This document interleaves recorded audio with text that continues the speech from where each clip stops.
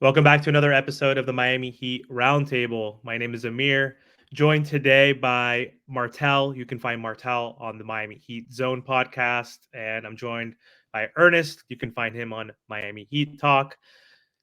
Before we get into the video, I just want to thank everybody for subscribing to our channels and following us. But for those folks that are not subscribed to our channels, subscribe to our channels. We're getting some good feedback that you guys enjoy these roundtable episodes. We really enjoy connecting and networking and getting together. So if you can, subscribe to all our channels. Trent's not available today, so don't forget about Trent. We'll link his channel in the description as well. So that's Miami Heat Network.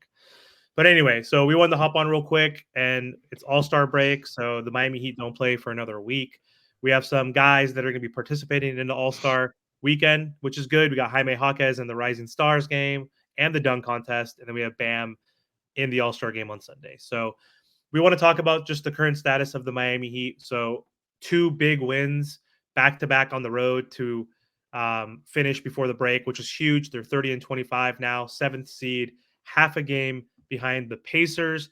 And luckily, the Sixers and the Knicks are kind of free falling. They're dealing with some injuries too right now. So we might be able to catch up to those teams as well, which is huge. So let's start off with you, Martel. What are your thoughts just so far? It's not the midway. They used to do this at All-Star break. It used to be at the 42 mark, but now we're at 55 games. So we have 27 left. But how do you grade this Miami Heat team so far and how they've performed so far this year?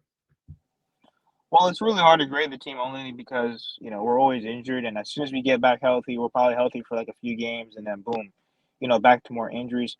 My biggest thing about this Miami Heat team, and this playoffs is really going to tell that, is can Jimmy, Bam, and Tyler play together?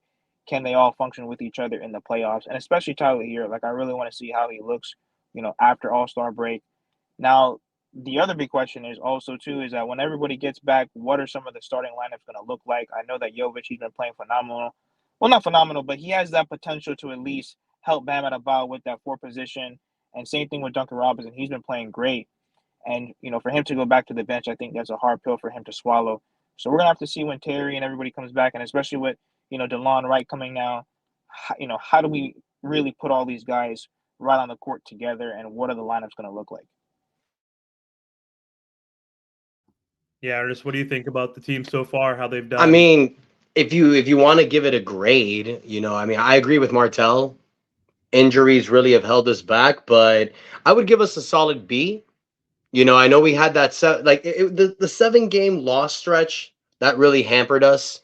I thought before that the Heat were having a great season. You had breakouts from Duncan Robinson, Jaime Jaquez Jr., Josh Richardson was looking nice, Kevin Love was looking good. I think this team currently constructed is fine. I think in the playoffs, we can definitely make some noise. I agree with Martel. We need to figure this lineup out. It's not really just the lineup, it's figuring out who's your best 9. Spo likes to go with a 9-man rotation during the season, but in the playoffs, it's usually 7 to 8. So who are going to be those guys moving forward? Now, I heard a rumor, or not a rumor, I actually read an article yesterday that an NBA executive thinks that Nikola Jovic is actually going to be a secret weapon for the Miami Heat come playoff time. So that's something to look into. I think the Heat need to go with him simply because of the fact of what he does when he's out there with Bam. I can't think of another NBA team that your two big guys, your center and your power forward, can lead a fast break and be ball dominant players with the ball in their hand. I can't really think of a lot of teams that have that with their center and power forward. I like Caleb Martin, I like Haywood Highsmith, but the last thing we need is a 6'3" power forward. Jovic gives us everything we need offensively, size, presence. It's just his defense. So we need to get this figured out. We got the best coach in the NBA.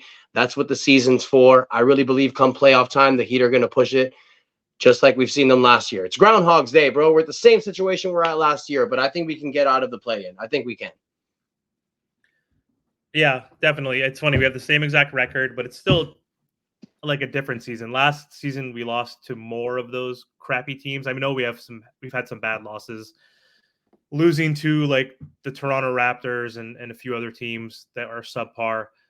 But at least we're not having like all those clutch games. Like last year, it was like every single game was a clutch game. At least this year, at least most recently, we've had some kind of blowout games and some games that like weren't down to the wire that were super torturous. So that's a good sign too. And I think that's because our defense has been picking up. And to your guys' point, beginning of the season, we were playing really well. We were 8 games above 500 at that point. We were ahead of the Knicks and who else was it? The Magic and the Pacers and all those teams. We were the third seed. I mean, it was really early on, but like we thought we were like in that tier with the Sixers, the Bucks, and the Celtics.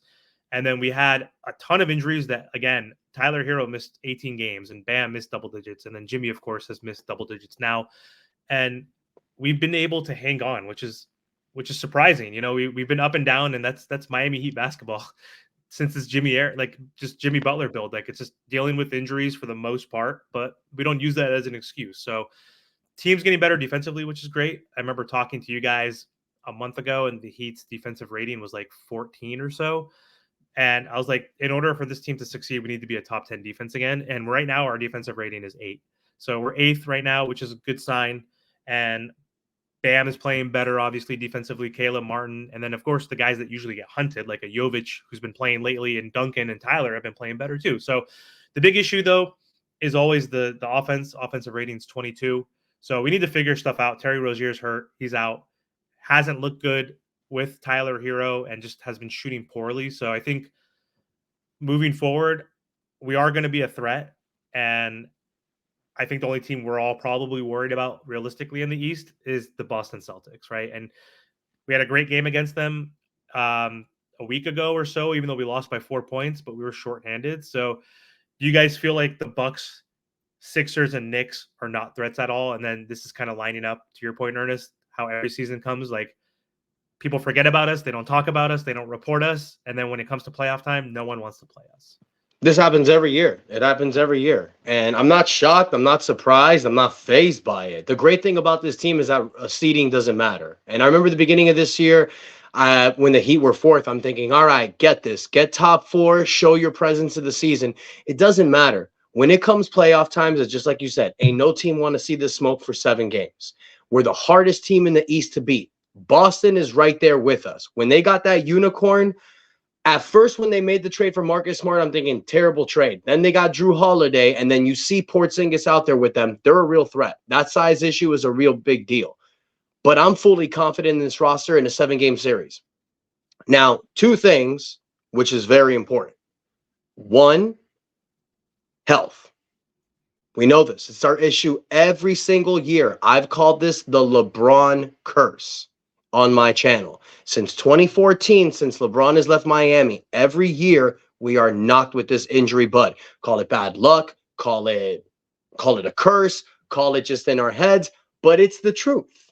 So the Heat need to be healthy. But secondly, man, you got to get an optimal lineup out there. Now, I know you mentioned with Terry Rozier hasn't been playing that great with Hero. That wasn't really the case the last 3 games before he got injured. They were actually getting better acclimated. Terry Rozier was actually finding his place in the office. That's why this injury sucked, man, because he was really getting acclimated. What I feel, what should happen when Rozier comes back, we've all said this, but I think the optimal lineup is to continue to have Duncan Robinson out there. When Duncan comes off the bench, he's not playing with Jimmy and Bam. Duncan gets his optimal usage when he's out there with Jimmy and Bam because he doesn't need to play with the ball in his hand.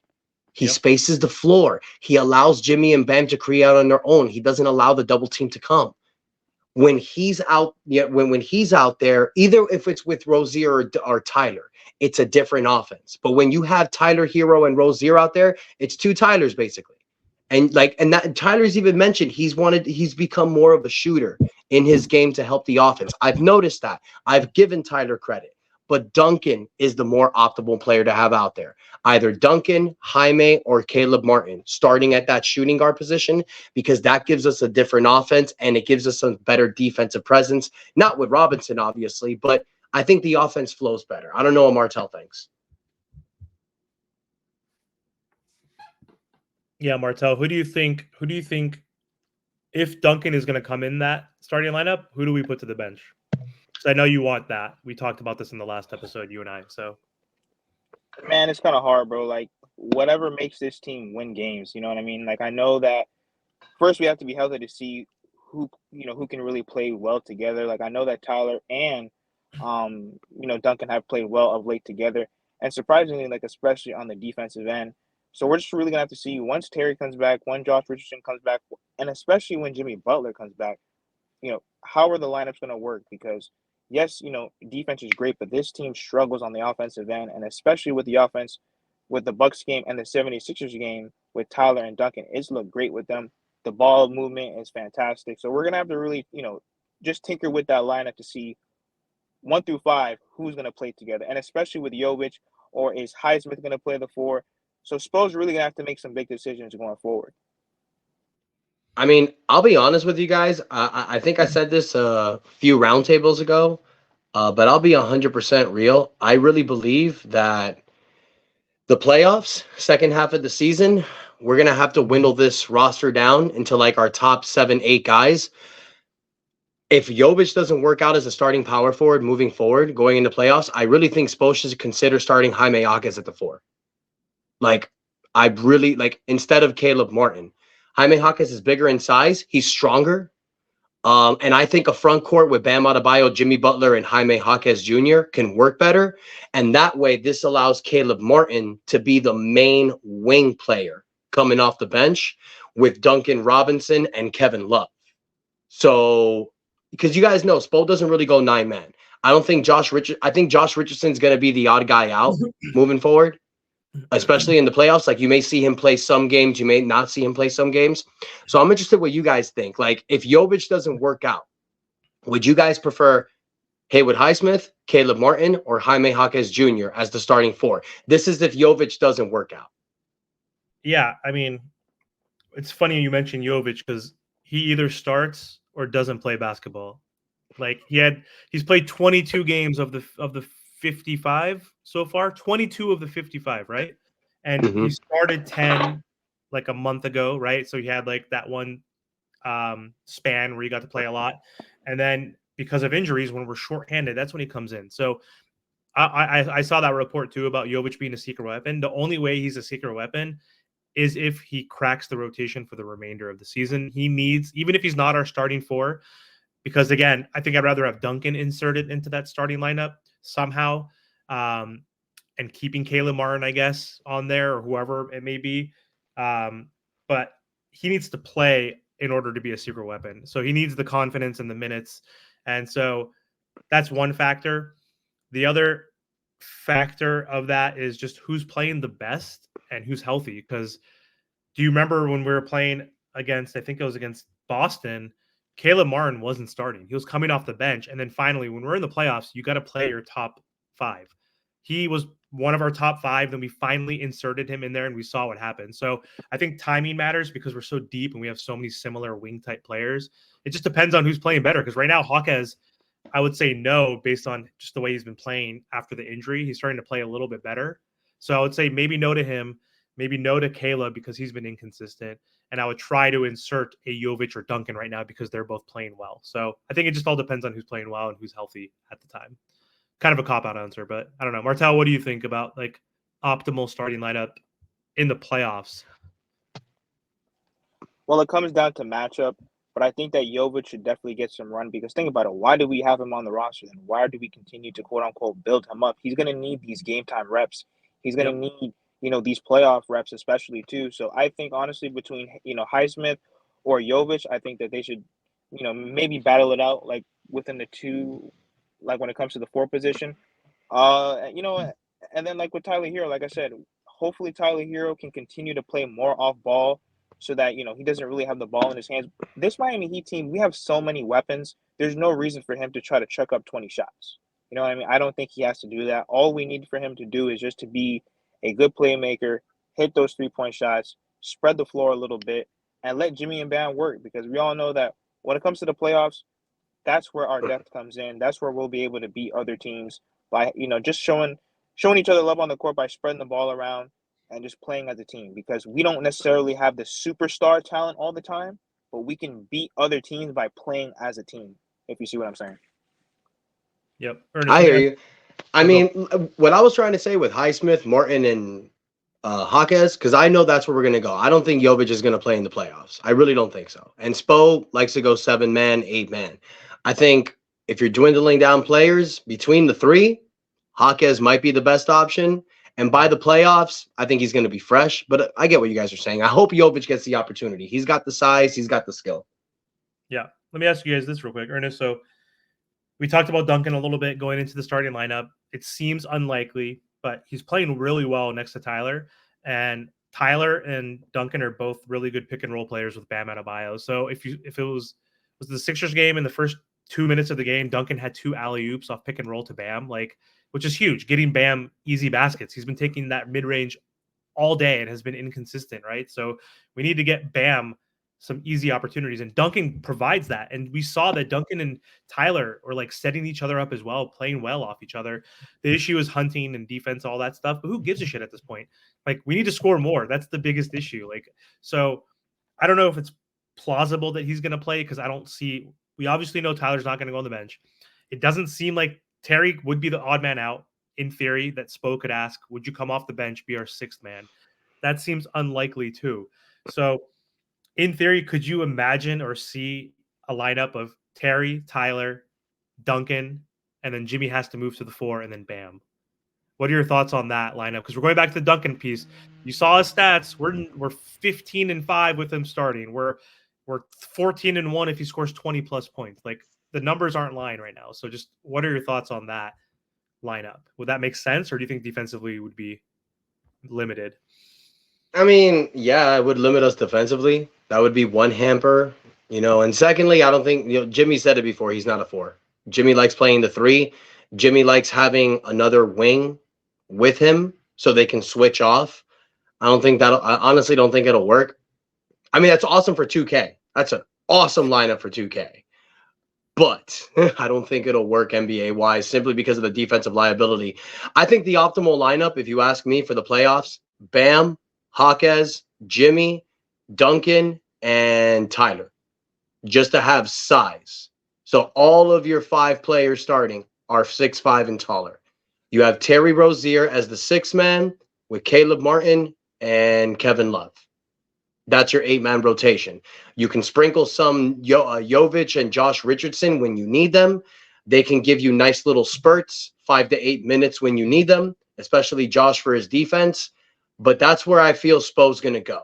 I really believe that Jaquez may get the nod for the starting power forward if he continues to get better the second half of the year. Yep. I don't think Spo's going to change the rotation when everybody's healthy. I think it's going to be Terry, Tyler, insert a Caleb or Jaquez or Haywood, one of those 3, right, that you mentioned, regular season. Yeah. And then we're going to have Jimmy and Bam. So he's got a tinker. He has a lot of toys he can play with, which is good. So that's a good thing. We'll be healthy, hopefully, after. He got a new toy. There's a new toy. Perfect segue. Thank you. So Miami Heat buyout market. It seemed like we weren't going to sign anybody. Like, everybody that was associated to the Miami or linked to the Heat signed with other players. Thad Young, Suns, Gallinari, Bucks. But we finally got some breaking news today, which I didn't expect during All-Star weekend. So the Miami Heat is going to sign Delon Wright from the Washington Wizards when he clears waivers. So, Martel, what are your thoughts on him? He's not a point guard. Truly, he's more of a combo guard, but he's a 6'5" point guard, shooting guard. Just what are your thoughts on him and his impact in cracking our rotation? Yeah, so it's like what you said. He's a 6'5" guard, which is good. Especially with Terry and Josh out, we're definitely going to need a good defender that's going to be next to Tyler Hero. So that will help take some of the pressure off of, Tyler Hero defensively. So I'm hoping that, he can come in and make a very good impact. He's the type of guard that Spo does like to play. His brother used to play for the Miami Heat, so they do have that Miami Heat connection. He is also a fan of D Wade, which, pretty much all the people that we get, they all love D Wade. So, I'm hoping that once everybody gets back, he can also still have a spot within the rotation. But I think he should be good, a decent 3-point shooter. He's quick. He's athletic. That's the type of stuff that the Miami Heat need on their roster. To add to that, I will say this. When I saw that signing, I mean, it was cool. I did a little short about it. But then I saw that signing and I'm like, okay, you filled your last roster spot. I know we can cut Orlando Robinson or Drew Smith to pick up another buyout if we wanted to, but when I saw that signing, I'm like, is Josh Richardson and Terry Rozier's injury worse than what we think, because we don't. I mean, he's fine. You know what he brings is definitely someone you can use. You know the Miami Heat, how much we love wing defenders. I know he's a combo guard. We don't have a backup point guard, so this was something that Heat fans have been clamoring for: size or a backup point guard that can shoot threes and can defend. We got that. So I think that's cool. I think it'll help out in case Josh or Terry get injured again, but it doesn't address the problem we have, but there's nobody available to fix that problem. Like, who are you going to pick up? Robin Lopez? No. For what? To sit in the end of the bench and do nothing? Nah. Delon Wright, he can play, and then this gives an opportunity that if Jimmy wants to take a few more games off down the stretch to, get ready for the playoffs, even though I don't condone that, but it gives us another wing player to play out there. But Jesus Christ, Eric Spoelstra probably fucking put the Delon Wright in the starting power forward or some shit like that. Yeah, it was a need that was addressed. It wasn't the ultimate need that us Heat fans have been complaining about, because Thomas Bryant is unplayable, and it's just defense. Like, he's shown like spurts like in his career with the Wizards and Lakers that like he can score, but he's just like pretty one-dimensional, doesn't have the best hands, and just defensively, he gets benched on every team that he's been on for a reason. So people in the comments just complain, why is Thomas Bryant not playing? Why is Orlando not playing? I went to Fresno State. I rep Orlando, right? But like, he's young and raw still, and he was undrafted, and like, he's clumsy to a certain degree. Like, he's inconsistent because he's nervous. He doesn't like, the psychology of it too is a part of it, that he's not getting playing time. And you could see when he's playing in garbage time against the Bucks, like, that was horrible when he came in and Alondas came in and Swider came in, like, and then the Bucks put in Thanasis, which is like the best fucking white flag you could see. Like, game over. Thanasis is in a game. It's like the best thing you could see as a Heat fan. That was like garbage basketball for 7 minutes, right? Like, both teams couldn't score shit. So, like, there's a reason why they're not playing. So we were upset that we do need a backup sort of center, because Orlando and Thomas Bryant aren't cutting it. And we got Delon Wright, but guess what he is? He's one of Ernest's like favorite terms that he likes to use for the Miami Heat wing players. He's a Swiss Army knife. Like, he could play kind of point guard. He could play kind of shooting guard. If not, he could play small forward for us. He's 6'5", athletic, long, good point of attack defender. He's taking Josh Richardson's spot right now. That's like, if he's going to get minutes, because I believe he's going to play over Jovic. Like, Jovic is probably not going to get the minutes realistically. We know Duncan realistically is not going to start because Spo is stubborn, right? As much as we want it, I don't think Duncan's going to start. I don't think Jovic is going to start or be in the rotation, but he's taking, I think, Jay Rich's minutes. We'll see what happens when they come back. To your point, Ernest, Jay Rich might be out longer. Who knows? It might not be 2 weeks. It might be 4 to 5 weeks. And that's like 15 games, and we only have 27 left. So, yeah. I mean, he dislocated his shoulder, right? That's what they came up with. Yeah, Julius Randle, like, when all said and done, he's going to be out for at least a minimum of 4 weeks, and he had the same injury as Julius Randle. So he's going to be out for 2 weeks. It's nice that at least one of the weeks is during All-Star break, so like, he's not going to be missing games, but he'll get reevaluated. So who knows? Maybe. Yeah. Yeah. I mean, what was it? I forgot. Was it his shooting arm? I think it was his right shoulder. Yeah, I think it was his right shoulder. If I'm trying to vividly try to remember. Month. If it was his non-shooting arm, then I'd say 2 weeks. But if it was a shooting arm, I'd say probably 4 weeks. Most likely. But even if it's your non-shooting arm and he's right-handed, if it's the off arm, like, usually drive to your right. If you're ball dominant on the right, you drive and then you should. I mean, NBA soft these days. There's not much contact, but you know what I mean. You get that body with your left shoulder. So anyway, good signing. Before we end the episode, just want to talk about the outlook of the Miami Heat after All-Star break. So again, 27 games left, half a game from the Pacers, Knicks, Sixers, free falling. I think Knicks will pick up because they're going to get OG back and then Randall back. So 2 big players missing, but what are your predictions for the rest of the season, guys? So we're trying to avoid the play-in like the plague. Like, we don't need extra mileage on Jimmy Butler, right? We need him to be healthy and rested. So we don't want the 8th seed. That would be so detrimental if we somehow lose the play-in like we did last year as a 7th seed and had to become the 8th seed and play the Celtics the first round.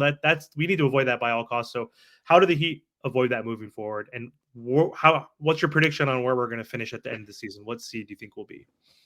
You want to Bro, hop this in, all Marcel? this all starts with Jimmy, Bam, and Tyler. Now, especially Jimmy, because think about it, he's gonna probably have what, maybe almost a month off of basketball. So once he returns, it's go time. Because think about it, he's not gonna play maybe the last 3 games. So then that means he's gonna get even more rest closer to the end of the season. It's time for Jimmy Butler to lead this team. This team, Tyler and Bam are great, but they cannot carry night in and night out versus these other, good teams in the NBA. All these teams across the NBA right now, they're going to try to finish strong to make sure that they're in the right seating. I'm hoping that the Miami Heat can at least get the fifth spot or the sixth spot, because the sixth spot, that's out of the plan, right? Yep, 7 and 8 are playing So teams. at least the sixth or the fifth. Like I said, it's time for Jimmy Butler to start hooping. It's time for him to lead this team. They feed off of all of his energy, and we go as far as Jimmy Butler takes us. Now, of course, Tyler and Bam are going to have to do their thing, which they have been like the past 2 games. But especially when everybody gets healthy, everything starts and ends with Jimmy Butler. What's your prediction? Where do you think they'll end up end of the season? Probably sixth or the fifth. Probably the Ernest? sixth or the fifth. Yeah, I mean, I'm looking at their schedule. Their next 10 games, they have 5 really tough matchups, but then 5 very winnable games. The tough matchups are the Pelicans, the Kings, the Nuggets, the Thunder, and the Mavericks. So you got some. You got you got the Nuggets again too. So you got some very tough matchups. I think, to Martel's point, with this All-Star break and with Jimmy Butler taking time off, I think when he comes back, it's going to be go time. Terry Rozier is going to come back. March is always Miami Heat's best month. We always turn it on. This happened last year, but we did get a little held back with injury as well. But this year, if we stay healthy, I think the Heat will make a run. I think they will get out of the play-in situation. I don't think you want to go through that again. Even though if we do go through that, I'm still confident. But I think I agree with Martel. I think 6th or 5th. I would love the 6th seed, because I've been saying this all year long. Give me Boston again in the conference finals. And how do you get Boston? You need to play either seed 2 or seed 3. So I want 6. So that way we don't have to play in the play-in. And then we'll take on Milwaukee or one of these teams in the first round. I know that he can beat any of these teams. Give me Boston round 3 Eastern Conference Finals, 3 years straight. That's what I want. I like that too. I think 6th. I'm going to predict we're going to be 6th. And I'm hoping we play the Knicks over. I hope the Bucks don't fall to 3. I mean, that's still a pretty tough out. I think we could beat the Bucks, but I mean, Giannis is still a top 3, 4 NBA player. So that's tough. You don't think so? You don't think he's top 4? Oh, no, he is. But I thought here's the problem with Giannis. Whenever he sees a Miami Heat jersey, the bitch comes out of him. So yeah, I'll still take Milwaukee on round 1. I don't care. I'll take any of them. Milwaukee, New York, Cleveland.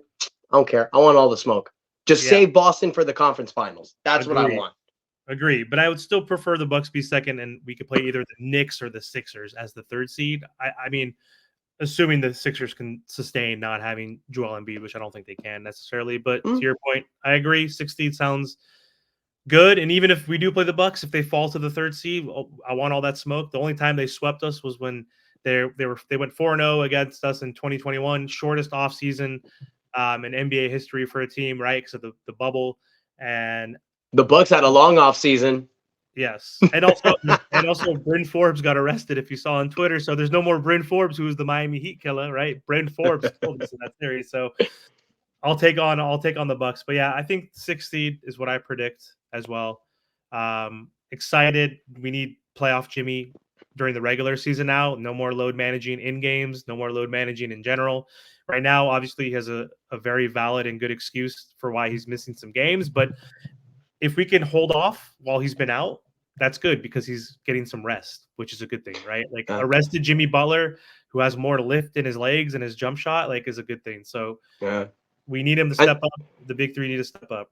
And the fact that the Heat won those last 2 games against the Bucks and the Sixers, I don't think people understand how great that was, because your confidence got shot up. You won those games without Jimmy, Rozier, and Richardson. So now you're going to come with the second half of the year with these guys. I think we're going to see I predict the Heat are going to have the best record in March. I'm predicting that right now. I think the Heat will have the best record in March. I may be wrong. Good Lord. But I have a strong feeling about Miami in March. I really do. And I'm liking the matchup. I'm liking the matchups that we have later on in the season in March and going into April. I think the Heat are going to do some damage March and April. Yep, March.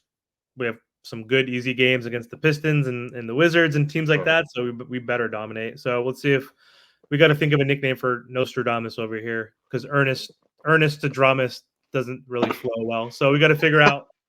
We got to figure out if Ernest is correct or not. We'll see after March. But anyway, I hope so, man. Yeah, trying to be confident. Hey, it looked bleak for a little bit, but this is what Miami does to you, baby. They're up and down. They're torturous, right? One of the most torturous teams to follow, man. Just stressful. There's no sweet without the sour, right? So that's what we love about the Miami Heat. But anyway, thank you so much, guys. Hope you guys enjoy All-Star break. Hopefully our boy Jaime wins the dunk contest because I'm more excited about the dunk contest and skills challenge and 3-point crap versus the game. The game has always been kind of boring. I mean, I'm not a kid anymore. When I was like in high school and younger, like, All-Star weekend was like the shit. I still enjoy it, but I enjoy the challenges more. So hopefully our boy Jaime can come up with a victory today actually as well. He's playing in a game as well. So just don't get hurt. That's all I care. Just don't get hurt. That's all I care about. I don't care if he wins. I don't care if he loses. I don't care. Just don't get hurt. That's it. Bam, Jaime, just don't get hurt. Please. Well, the good thing about Bam is that he's not like an all-star type of guy. You know what I mean? Like whenever he's been an all-star, like he doesn't get that many minutes because he's not like a Devin Booker, KD, Steph, and all those guys who try to show out and do all that type of stuff. So yeah, knock on wood. I mean, at least we could be cursed with Miami Heat injuries, but luckily we haven't had injuries in the All-Star game, right? True that. That's just true that. True that. Well, people, look, don't forget, like, subscribe. Team to be Miami Heat, Miami Heat Talk, Miami Heat Zone podcast. Even though we dropped out, hope Martel's okay. And don't forget, we also have Miami Heat Network with Trent, guys. Appreciate your love and support. Until next time, that's enough said.